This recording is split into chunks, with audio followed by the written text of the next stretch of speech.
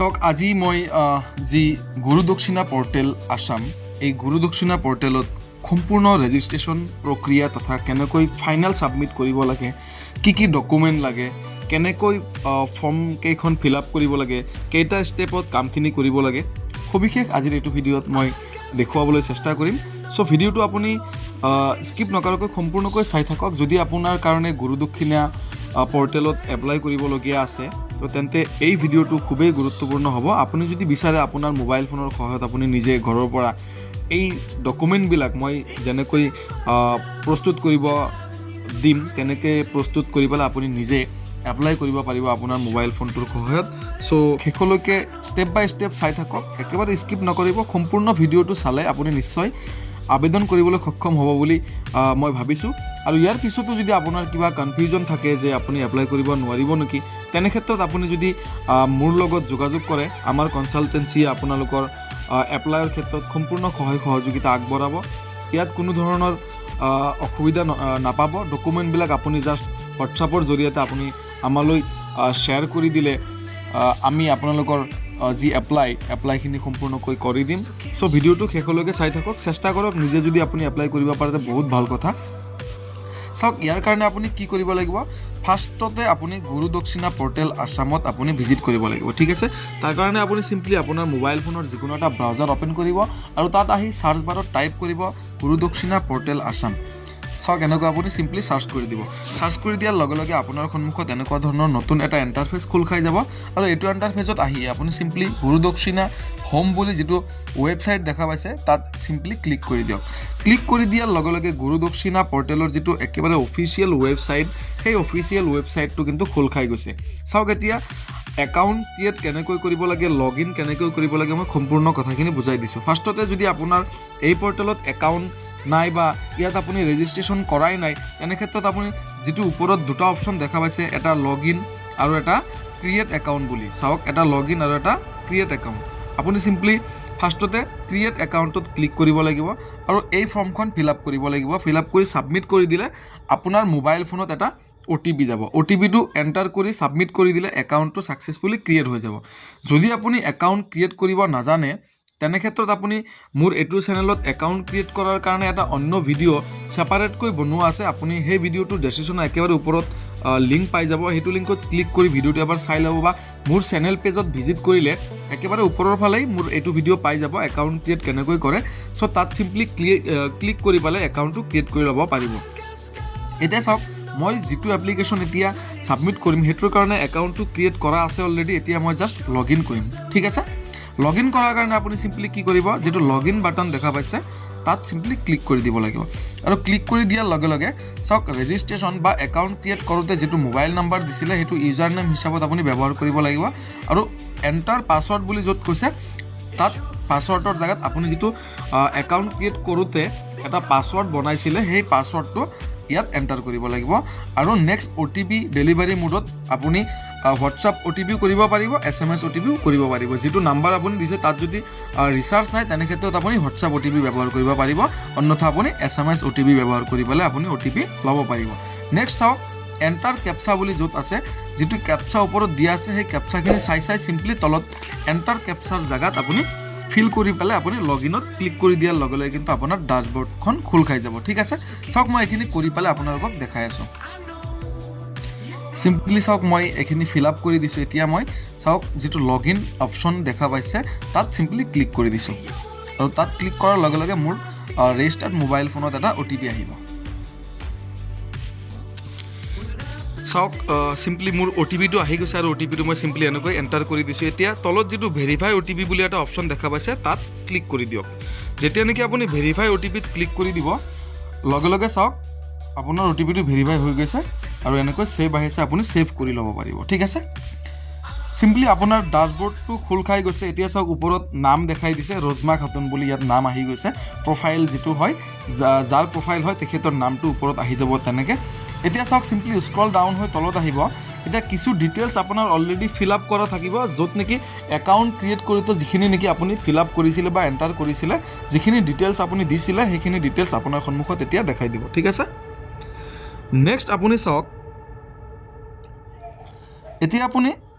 চাওক full name দিয়া আছে, ডেট অফ বাৰ্থ দিয়া আছে, ইমেইল আইডি, মোবাইল নাম্বাৰ দিয়া আছে। আপুনি চিম্পলি এতিয়া আধাৰ নাম্বাৰটো এণ্টাৰ কৰিব লাগিব, ঠিক আছে। মই মোৰ আধাৰ নাম্বাৰটো এণ্টাৰ কৰিম। মই গোটেইখিনি বস্তু আপোনাক বুজাই দিছোঁ, তাৰপিছত মই এইখিনি ফিল আপ কৰি আপোনাক দেখাই দিম, ঠিক আছে। আধাৰ নাম্বাৰ দিব। নেক্সট আপোনাৰ পান নাম্বাৰটো এইটো বক্সত আপুনি যিটো য'ত পান নম্বৰ বুলি আছে তাত বহাই দিব। ইয়াত আধাৰ নাম্বাৰটো আপুনি দিব। নেক্সট আপুনি ইনষ্টিটিউশ্যন কেটেগৰী দিব। ইয়াত চিলেক্ট ইনষ্টিটিউশ্যন কেটেগৰীত আপুনি ক্লিক কৰি দিয়াৰ লগে লগে কেটেগৰীটো দেখাই দিব। আপোনাৰ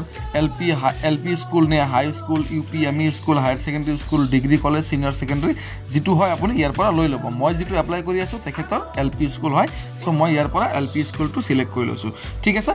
ইয়াৰ পিছত চাওক স্কুল ইউডাইজ কোডটো আগৰে পৰা দিয়া থাকিব, যিটো নেকি একাউণ্ট ক্ৰিয়েট কৰোঁতে এইটো বস্তু মানে এই ইউডাইজ কোডটো অলৰেডি দিয়া হৈছিলে, চ' ইয়াত শ্ব' কৰিব, ঠিক আছে। নেক্সট চাওক আপোনাক স্কুল নেম দিব দিছে, ডিষ্ট্ৰিক্ট চিলেক্ট কৰিব লাগিব, ব্লক চিলেক্ট কৰিব লাগিব, school name, district, block, cluster, constituency, ঠিক আছে। নেক্সট চাওক এপইণ্টমেণ্ট ডিটেইলছত আপোনাৰ name of the appointing authority ইয়াত দিব লাগিব। ইয়াত নেম অফ দ্য এপইণ্টিং অথৰিটিটো মষ্ট প্ৰবেবলি DEEO হয়, ঠিক আছে। ইয়াৰ পিছত ডেট অফ জইনিং, আপুনি কোন তাৰিখত জইন কৰিছিলে সেইটো আপোনাৰ যিটো নিযুক্তি পত্ৰ আছে সেই নিযুক্তি পত্ৰত আপুনি দেখা পাব ডেট অফ জইনিংটো, তাৰ পৰা চাই পেলাই ইয়াত চিম্পলি বহাই দিব। ইয়াৰ পিছত চাওক আপোনাৰ ভাইটেল ষ্টেটাছটো আপোনাৰ এলিফি হ'ব। যদি কোনোবা মৃত্যু হৈছে, কোনোবা শিক্ষকে মৃত্যু হোৱাৰ পিছত তেখেতৰ নমিনী এইটো এপ্লাই কৰি আছে, তেনে ক্ষেত্ৰত ডিচিছড হ'ব। আৰু ডিচিছড হোৱাৰ লগে লগে কিন্তু তেখেতৰ ডেথ চাৰ্টিফিকেটৰ পৰা আদি কৰি NOK চাৰ্টিফিকেট বনাব লাগিব, সেইটো CRC-টোত এপ্লাই কৰিব লাগে। যদি আপোনালোকে নাজানে, যদি কোনোবাৰ তেনেকুৱা কেছ আছে যিটো নেকি মৃত্যু হৈছে, তেখেতে এতিয়া গুৰু দক্ষিণাৰ কাৰণে এপ্লাই কৰিব বিচাৰিছে নমিনীয়ে, তেনে ক্ষেত্ৰত আপুনি মোৰ লগত যোগাযোগ কৰিব পাৰিব। যোগাযোগ কৰিলে মই NOK চাৰ্টিফিকেট বনাই দিম, লগতে এই এপ্লাই প্ৰচেছটো সম্পূৰ্ণকৈ আপোনাক কৰাই দিব পাৰিম। চ' ঠিক আছে, যিহেতু এলিভ হ'লে এইখিনি বস্তু দিব নালাগে। নেক্সট চাওক upload next of KIN certificate, যদি ডিচিষ্টৰ কাৰণে এইটো লাগিব। ইয়াৰ পিছত চাওক ফোন নম্বৰ এইবিলাক আমাৰ নালাগে। নেক্সট আপুনি চিম্পলি তলত যিটো ৰাইট ছাইডত নেক্সট অপশ্যন দেখা পাইছে, ইয়াত নেক্সট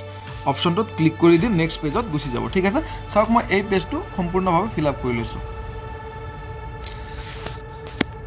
ঠিক আছে। মই সম্পূৰ্ণ ফৰ্মখন ফিল আপ কৰি লৈছোঁ। এতিয়া চিম্পলি যিটো নেক্সট বাটন দেখা পাইছে এই নেক্সটত এনেকৈ ক্লিক কৰি দিছোঁ। চাওক নেক্সটত ক্লিক কৰি দিয়াৰ লগে লগে আপোনাৰ সন্মুখত ইয়াৰ পৰৱৰ্তী যিটো ষ্টেপ হয় সেই ষ্টেপলৈ লৈ যাব। আৰু ইয়াত চাওক কোৱালিফিকেশ্যন ডিটেইলছ বা একাডেমিক কোৱালিফিকেশ্যন ডিটেইলছখিনি ইয়াত এণ্টাৰ কৰিব লাগিব, ঠিক আছে। ইয়াত চাওক কোৱালিফিকেশ্যনত আপুনি যদি চিলেক্টত ক্লিক কৰে, ইয়াত চাওক HSLC, HS পোষ্ট গ্ৰেজুৱেশ্যন আৰু গ্ৰেজুৱেশ্যন, আপোনাৰ যিটো কোৱালিফিকেশ্যন আছে হাইষ্ট কোৱালিফিকেশ্যনটো ইয়াৰ পৰা লৈ ল'ব, ঠিক আছে। মই ইয়াৰ পৰা HS-টো লৈ লৈছোঁ। নেক্সট চাওক কোৰ্ছ, HS-ৰ কোনটো কোৰ্ছ কৰিছে, এতিয়া আপুনি ইয়াত যিটো কোৰ্ছ কৰিছিলে সেই কোৰ্ছটোৰ নামটো ইয়াত দি দিব। নেক্সট চাওক তেখেতৰ ৰেজিষ্ট্ৰেশ্যন নাম্বাৰটো ইয়াত লিখিব লাগিব। ৰেজিষ্ট্ৰেশ্যন নাম্বাৰটো ৰেজিষ্ট্ৰেশ্যনত পাই যাব, তাৰ পৰা চাই পেলাই ইয়াত এণ্টাৰ কৰি দিব। ইয়াৰ পিছত ৰোল নাম্বাৰটো দিব লাগিব। নেক্সট কলেজ বা স্কুলৰ নামটো দিব লাগিব, মাৰ্কছ অবটেইন বা পাৰ্চেণ্টেজ ইয়াত দি দিব। নেক্সট ইউনিভাৰ্চিটিৰ নেম দিব, ইউনিভাৰ্চিটি মানে ইয়াত বৰ্ড নেমটো দি দিলে হ'ল, ঠিক আছে। হায়াৰ ছেকেণ্ডেৰী যদি হয় হায়াৰ ছেকেণ্ডেৰীটো কোনটো বৰ্ডৰ পৰা পাছ আউট কৰিছে, SEC নে SEC যিটো সেইটো হ'ব পাৰে, বা বেলেগ যদি কোনোবা বৰ্ড আছে যিটো বৰ্ডৰ পৰা পাছ আউট কৰিছে সেই বৰ্ডটোৰ নাম দিব। বা যদি গ্ৰেজুৱেশ্যন কৰিছে ইউনিভাৰ্চিটি, এতিয়া গুৱাহাটী ইউনিভাৰ্চিটি হ'ব পাৰে, বড়োলেণ্ড ইউনিভাৰ্চিটি হ'ব, মানে যেনেকুৱা যিটো ইউনিভাৰ্চিটিৰ পৰা পাছ আউট কৰিছিলে সেই ইউনিভাৰ্চিটিৰ নামটো ইয়াত এণ্টাৰ কৰিব। নেক্সট চাওক পাছিং ইয়াৰটো ইয়াত এণ্টাৰ কৰি দিব, ঠিক আছে। এইখিনি এণ্টাৰ কৰি পেলাই নেক্সট আপুনি do you have professional qualification, ইয়াত যদি অন্য কোনো কোৱালিফিকেশ্যন আছে আপুনি চিম্পলি ইয়াত য়েছ কৰি দিব। নেক্সট চাওক কোৱালিফিকেশ্যন কোনটো আছে, ইয়াত চাওক মোৰ DLED আছে, মই DLEDটো এণ্টাৰ কৰিছোঁ। নেক্সট চাওক DLEDৰ registration number, roll number, exam conducted by মানে বৰ্ড হয়, বা মানে যিটো বৰ্ডে বা যিটো কলেজে আপোনাৰ এক্সাম কণ্ডাক্ট কৰিছিল সেই বৰ্ড বা কলেজৰ নাম ইয়াত লিখিব লাগিব। নেক্সট পাছিং ইয়াৰ কোনটো আছিল, মাৰ্কছ অবটেইন বা পাৰ্চেণ্টেজ দিব লাগিব। এফিলিয়েশ্যন ৰেকগনিশ্যন বডি কোনটো হয় সেইটো ইয়াত লিখিব লাগিব। নেক্সট এইখিনি সম্পূৰ্ণভাৱে ফিল আপ কৰি পেলাই আপুনি নেক্সটত ক্লিক কৰি ইয়াৰ পৰৱৰ্তী ষ্টেপলৈ যাব লাগিব। চাওক মই এইখিনি ফিল আপ কৰি লৈছোঁ। নেক্সট আপোনাক পৰৱৰ্তী ষ্টেপলৈ গৈ পেলাই সেইখিনি দেখাই দি আছোঁ। হয়, চিম্পলি চাওক মই এনেকৈ সম্পূৰ্ণ ফৰ্মখন ফিল আপ কৰি লৈছোঁ। এতিয়া আপুনি চিম্পলি নেক্সটত ক্লিক কৰি দিম। ফাইনেল চাওক ক্লিক কৰি দিয়াৰ লগে লগে নেক্সট পেজলৈকে লৈ আহিছে। ইয়াত চাওক বেংক ডিটেইলছ অফ টিচাৰ্ছ, ইয়াত চাওক শিক্ষকজনৰ বেংকৰ ডিটেইলছ বিচাৰিছে। ইয়াত চাওক একাউণ্ট হোল্ডাৰ নেম এইটো দিয়াই আছে। নেক্সট চাওক account number IFSC code bank name branch name city state ইয়াত চাওক একাউণ্ট নাম্বাৰ আৰু IFSC কোড দিয়াৰ লগে লগে বেংক নেম ব্ৰাঞ্চ নেম আৰু চিটি লগতে ষ্টেট এক লগত এইটো অট'মেটিকেলি শ্ব' হৈ যাব আপুনি চিম্পলি একাউণ্ট নাম্বাৰ আৰু IFSC কোড লিখি পেলাই এৰি দিলে এইখিনি শ্ব' হৈ যাব আৰু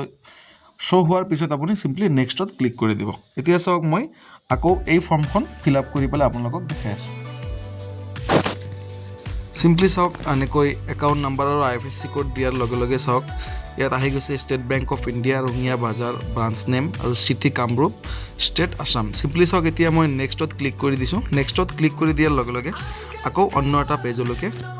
লোডিং হৈ পেলাই বাছ বেলেগ পেজ এটা খোল খাই যাব ইয়াত আপুনি চিম্পলি কি কৰিব লাগিব আপোনাৰ ডকুমেণ্টবিলাক আপলোড কৰিব লাগিব ঠিক আছে ইয়াত চাওক চিম্পলি আপুনি আপলোড ইউৰ ৰিচেণ্ট ফটোগ্ৰাফত চাওক চুজ ফাইলত ক্লিক কৰি আপুনি আপোনাৰ ৰিচেণ্ট ফটোগ্ৰাফ এটা আপলোড কৰিব লাগিব চাওক মই আপলোড কৰি দিছোঁ ইয়াৰ পিছত চাওক upload your signature Aadhaar card PAN card applicant bank passbook highest academic qualification marksheet certificate TET marksheet certificate applicant joining letter professional qualification marksheet certificate additional document চাওক ইয়াৰ পৰা যিকেইটা নেকি আপুনি ষ্টাৰ মাৰ্ক দেখা পাইছে এইকেইটা মেণ্ডেটৰী বাকী যদি আছে আপুনি আপলোড কৰিব যদি নাই এৰি দিব ঠিক আছে এতিয়া চাওক মই ডকুমেণ্টখিনি আপলোড কৰি আপোনালোকক দেখাই আছোঁ হয় নিশ্চয় আপুনি দেখা পাইছে মই গোটেইবিলাক ডকুমেণ্ট কিন্তু ইতিমধ্যে আপলোড কৰি দিছোঁ আপুনি যদি বিচাৰে চিম্পলি আপলোড ইউৰ ৰিচেণ্ট ফটোগ্ৰাফ বা ছিগনেচাৰ আপুনি যদি চাই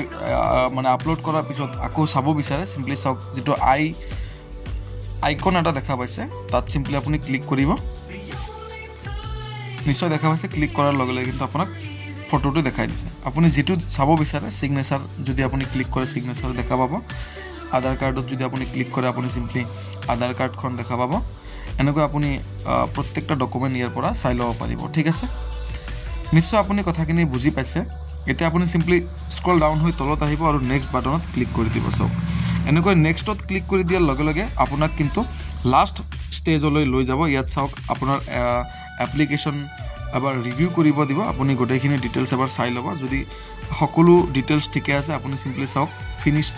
বাটনত ক্লিক কৰি দিব আৰু যদি কিবা এডিট কৰিবলগীয়া থাকে আপুনি চিম্পলি চাওক ইয়াত যিটো এডিট বাটন দেখা পাইছে ইয়াত এডিট কৰি ল'ব পাৰিব আৰু যদি চব ঠিকে ঠাকে আছে আপুনি চিম্পলি ফিনিশ্ড বাটনত ক্লিক কৰি পেলাই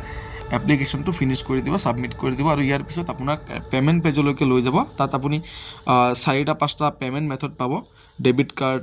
ইণ্টাৰনেট বেংকিং UPI আপুনি চিম্পলি তাৰ পৰা যিটো প্ৰিফাৰ হয় আপুনি তাৰ পৰা চিলেক্ট কৰি পেলাই আপুনি পে'মেণ্টটো কৰি দিব 300 টকা এটা পে'মেণ্ট ল'ব পে'মেণ্টটো আপুনি ছাকচেছফুলি কৰি দিয়াৰ লগে লগে আপোনাৰ এপ্লিকেশ্যন ছাকচেছফুলি ছাবমিটেড হৈ যাব আৰু তাত আপুনি এপ্লিকেশ্যন এটা ডাউনলোড চিষ্টেমছ এটা পাব তাৰ পৰা আপোনাৰ এপ্লিকেশ্যনটো ডাউনলোড কৰি ল'ব তাত নাম্বাৰ এটা পাব নাম্বাৰটো থৈ দিব ভালকৈ পৰৱৰ্তী সময়ত ষ্টেটাছ চেক কৰি থাকিব পাৰিব আৰু যদি আপুনি বিচাৰে পে'মেণ্ট ৰিচিপ্টখন তলৰ পৰা ডাউনলোড কৰি ল'ব পাৰিব তাত আপুনি দেখা পাব পে'মেণ্ট ৰিচিপ্ট ডাউনলোড বুলি এটা অপশ্যন তাত চিম্পলি ক্লিক কৰি আপুনি পে'মেণ্ট ৰিচিপ্টখনো ডাউনলোড কৰিব পাৰিব যিয়ে নহওক এইখিনি আছিলে মূলতঃ ভিডিঅ'টোত আপোনালোকক দিবলগীয়া ইনফৰ্মেশ্যন যদি ভিডিঅ'টো চাই আপোনাৰ ভাল লাগিল ভিডিঅ'টোত এটা লাইক দিবলৈ নাপাহৰিব আৰু লগতে শিক্ষক বন্ধু বান্ধৱীৰ লগত আপুনি এই ভিডিঅ'টো শ্বেয়াৰ কৰিবলৈ একেবাৰে নাপাহৰিব সকলোৰে উপকাৰ হওক বুলি এই ভিডিঅ'টো মই বনাইছোঁ বহুতেই এপ্লাই কৰাৰ কাৰণে অসুবিধা পাই আছে আপুনি যদি বিচাৰে মোৰ সহায়ত আপুনি এপ্লাই কৰি ল'ব পাৰিব চ' আজিলৈকে ইমানেই জয় অসম বাই বাই